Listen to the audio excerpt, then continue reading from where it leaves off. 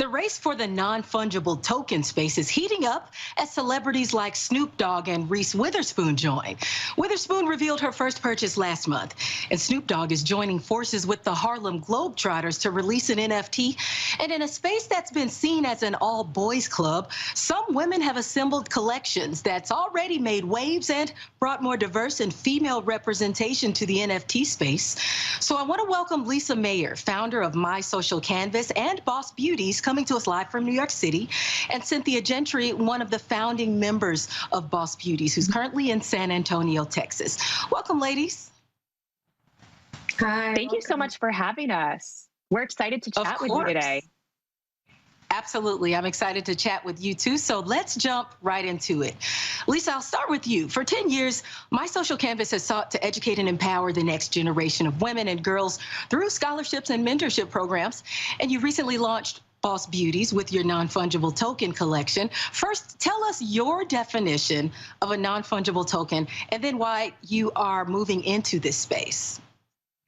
Yeah, no, absolutely. It depends who I'm connecting with. Sometimes I'll use different examples to really put it into context. But never before in history have digital assets been able to be purchased and traded, like they are right now on the blockchain. You used to have physical merchandise, like one of these phone cases that we sold through My Social Canvas, and you could buy it, right?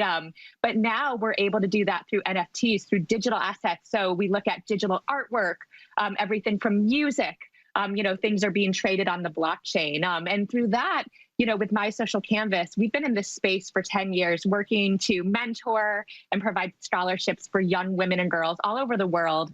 And it's something we're so passionate about. During the pandemic, we started researching NFTs. I have to credit my husband, Anthony. He kind of dove into the world of NFTs, which is so fast moving. Cynthia, you'd agree, right? And being in the space. And we saw the opportunity to really get into the space and bring more women into the space, and also use it as a way to also fund scholarships, to be able to give out more scholarships and fund more mentorship programs and opportunities for women and girls. So we are so thrilled to be in this space, and we can't wait to bring more women alongside us and work with them to get them into the space as well. Lisa, when we think about what it's made up of, I feel like, or it seems like, the digital art component has taken off largely because a lot of people, they may be stuck at home with a little bit more time, maybe a little bit more money on their hands, and they want to find a different kind of asset to put their money into. And so you were telling me earlier about those two major ways that motivate people and that people are getting into NFTs. Explain what those two ways are.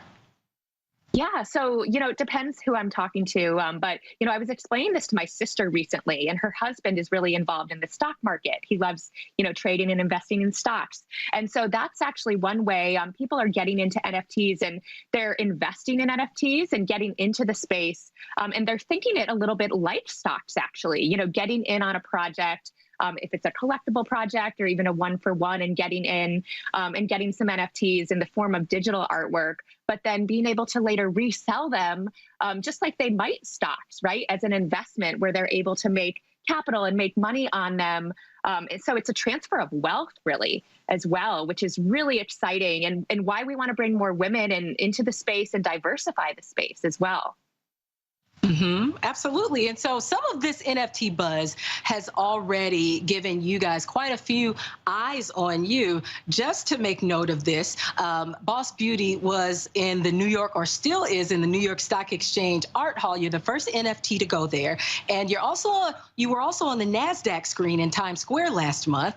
And I just heard that Reese Witherspoon, who has a Boss Beauty NFT in her wallet, her company, Hello Sunshine, saw the collection in the New York Stock Exchange Hall. And so since you've accumulated such an amazing amount of buzz, what does it mean to you right now? What does all this mean at this moment and in such a short amount of time? Yeah, we're seeing the traction and momentum we're getting, as well as other amazing projects in the NFT space. But what they don't always see is the work that we've all been doing behind the scenes for many years. I actually just saw Beeple talk a little bit about his amazing NFT that went for $69 million the other day. And he was even sharing this too, that he had been in this space creating for many years before that big moment. And that goes for us as well. We're so honored, by the way, that we were featured on the NASDAQ billboard for International Day of the Girl. We brought down some of the young women from our community that we've actually mentored and that have been a part of our mentorship program. And they got to actually see themselves up on the NASDAQ billboard for Day of the Girl. And, you know, even that seems like a small thing, but it really, you know, we wanted to celebrate them. And just make them be a part of it too. So that was an honor for us on Day of the Girl. And at the stock exchange, you know, this is the first NFT known to be at the New York Stock Exchange on display in their art hall. And the significance of that, I get the chills at it. So we were walking by yesterday to see that NFT, as you mentioned, Hello Sunshine. This incredible woman from their team was with us. And our NFT, our Boss Beauty, is on display across from the Muriel Siebert Boardroom, which honors the very first woman to ever have a seat on the New York Stock Exchange. So that in itself, it felt very significant. It felt really special. And I love that, you know, people that are going for their IPO, you know, CEOs, heads of state can walk by our Boss Beauty in that art hall. They're on the way to the big board art or the big boardroom, getting ready for the IPO, getting ready to ring the opening bell for the stock market. And they're up there and they see our Boss Beauty. So it's so significant to us and really such an honor as well. And congratulations again for those three actually amazing things that have happened with Boss Beauty. And so I want to bring Cynthia into the conversation. Cynthia, this collection, it has a wide range of women. We see women of all shapes, colors, sizes, and I do mean colors because I see some women with pink and blue skin. But a lot of this, you guys have said it was intentional. And so I'm wondering, what's the message that you want your collection to say to the world? Yeah, you know, thank you for that question. Representation is so important, especially in Web3. The Web2 before was male dominated, and women like myself, women of color, felt alienated and excluded from that. And we definitely don't want to continue that narrative into Web3 and into the decentralized world that we're building, the metaverse, as they say. So representation is super important to Lisa and to the Boss Beauties team, you know, as we were launching and thinking about not just ways we can make representation a big part of like the collectible series and how they look. Like we have hijabi women, we have women of color, like you said, literal purple and pink women, but we also have a really inclusive, loving, supportive community of empowered women from various different environments or, you know, like cultural backgrounds, ethnicities. So it's super important, and it goes beyond just the art as well. I should note that there are also several different professions depicted in the illustrations. And Cynthia, I just want to ask you a quick follow-up question. You were saying earlier about how it's been received, how Boss Beauty has been received as something where representation is celebrated. So what have been some of the responses you've personally heard from supporters? Yeah, well, I've had people tell me that their female bosses got into NFTs because of Boss Beauties, because they saw themselves as a CEO. I've had fathers come to me and tell me they've collected like 40 Boss Beauties for their children and for their nieces, because, I mean, there's like a mother, right? There's a caregiver one, and Lisa was really adamant about including that representation, because all women are important. All women are bosses, whether you're a CEO executive or you're a stay-at-home mom. So I've gotten a lot of like really beautiful, touching messages about people who've gifted this to their wives, their girlfriends, their grandparents, and that's kind of what we were wanting to do, right, Lisa? You could say like we really wanted to bring people who probably don't or probably aren't in Web2 yet, and give them a window into this space. So I think representation did a good job of doing that. And including different women from across different industries also helped.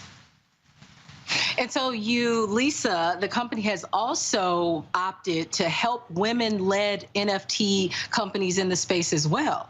And so tell me how you did that at the start of Boss Beauties. Yeah, no, absolutely. So leading up to the launch of Boss Beauties, we held a virtual summit where we brought together really incredible women role models from all different industries. We had the president of Vayner NFT. We had Rebecca Minkoff, who just launched an NFT collection as a fashion designer. But one of the women that we featured and spoke to is Ashley, who had taken over the Fame Lady Squad. And she had been in the NFT space. But earlier in the summer, actually, and it feels like so much longer ago, but when you're in this space, you know, everything happens so fast. So I feel as though I've known them for so long. But we connected over the summer and, you know, heard a little bit of their story. And they had actually taken over from the original creators of that project. You know, the original creators were actually two men, but they were promoting the project as if it was women-led. And so the creators of that project kept the funding, the two men that had started it. And we knew that her team, Ashley and the team, you know, they needed funding to get their project off the ground and to really give back to the community and provide value to the community. So we decided to, you know, give them 5% of a portion of our collection launch to help them get off the ground. And, you know, speaking firsthand, I know what it's like to build something as an entrepreneur with limited capital and resources, and how capital and resources matter, right? And being able to help you build out your vision. And so we decided to give a portion of our launch to their collection to essentially, you know, help them get started as entrepreneurs in their collection. And we also gave 5% into a scholarship fund, which I'll talk about a little bit later. But we can't wait to announce that as well. Okay. Well, also this, you inspire young women to launch businesses. Entrepreneurship, it's a vitally important part of our economy. And so how are you doing that briefly, if you can? Yeah, so during the pandemic, actually, Jody, who's on our team, she's amazing. We had launched a virtual social entrepreneurship internship and mentorship program. It was really a hybrid of a mentorship and an internship, you know, because college women needed to have something on their resumes. The pandemic, you know, forced many companies to actually cancel their internship programs, and, you know, students needed that opportunity, right? So we launched a virtual internship and mentorship program where we brought young women from all over the world, actually, in the US and 15 different countries, to be a part of our social entrepreneur program. We brought in role models and speakers from many incredible companies, from founders that had raised venture capital to VCs. Actually, we had a woman that works at the Founders Fund in Silicon Valley come to speak to our community and mentor them. We had other incredible women leaders come speak to them and talk to them about how to start a business, and in addition to that, how to get into tech and other industries. So through that, you know, we've taught them and we're giving them that experience, practical experience, to learn about the industry and learn about business, so that someday they too can start their own company, or maybe they want to work at another startup and get that experience to get started. So, you know, we were so thrilled to do that. You know, I love when I hear from young women that have been a part of this, that they've then gotten their dream job in Silicon Valley, or gotten, you know, a job at another company, or started their own business. So that's a little bit of what we've been able to do. All right. And we probably have about a minute left. I want to find out about the book club that you guys are launching. If you can tell me briefly, Cynthia, I know you're hoping to connect with activist and poet laureate Amanda Gorman as well. When will this project start, briefly? Well, yeah, definitely. We'd love to connect with Amanda Gorman. And I mean, she's an exceptional example of the kind of person that I feel is really representative of what Boss Beauty stands for. She's brilliant, right? But also we're interested in connecting with authors who are like-minded as well, and, you know, poets across different genres, and not just Amanda Gorman, but fingers crossed on that one. Lisa, do you have anything to add about the book club? Yeah, no, with the book club, we want to really be able to share stories of incredible thought leaders and authors in many different industries to really share their books and their stories with the world. So that's what we're looking to do. Okay, great. And if I were to just ask really quick question to Cynthia, where do you see NFTs going next? Well, that's a really big question. I feel right now they've taken over. It's a big question. They've taken over art. Art is an incredibly liquid market. It's, for hundreds, millions of years, maybe, elites and people who have been putting their capital into art. And so we've seen a very quick move of that with NFTs. I do think the space will explode a bit more. We're going to see more interactive NFTs, more gamified NFTs, and it's even going to go into real estate, tokenized events, ticketed events. So NFTs are really, really broad, and it's going to be insane. And Lisa, if you could add just maybe one or two spaces you feel like it would grow into. Yeah, no, I mean, a little bit of what Cynthia just said as far as, real estate, right? There's so much potential there, but I think really access to events and access, you look at what VFriends is going to do with VCon. We have certain events where we'll feature incredible women role models like Olympic athletes, CEOs, and through our NFTs, you'll be able to access those events too. Really, there's so much potential with NFTs that it can expand into any industry. And I can't wait to see what happens, right? We're along this journey and it's an exciting ride. So. An exciting ride indeed. And ladies, I thank you so much for joining me. That's a great place to leave it.